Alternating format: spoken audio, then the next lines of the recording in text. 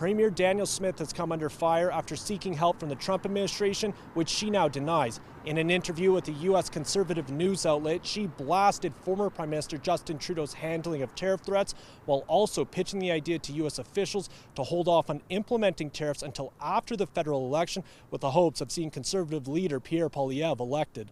The federal election has been called, and candidates are now making their case to lead our country, but Premier Danielle Smith might be making the most noise. In a March 8th interview with the right-wing U.S. news outlet Breitbart, Smith claimed the tariff war was hurting the Conservatives' chances at taking power, saying, "The longer this dispute goes on, politicians posture, and it seems to be benefiting the Liberals right now," asking the Trump administration for help, adding, "Let's just put things on pause so we can get through an election."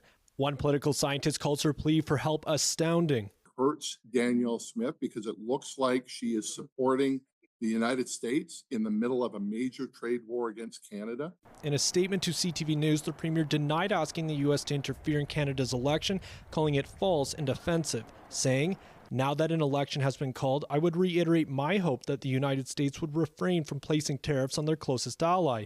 I, along with the vast majority of Albertans, are obviously concerned with how vulnerable and weak the Liberal government has left our country after the last 10 years.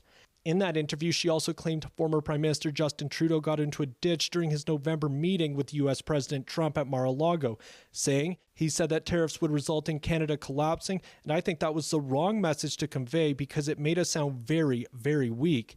It should be noted Smith was not at the meeting and is relying on Trump's version. Trump has said over and over again that Trudeau told him that tariffs would destroy Canada.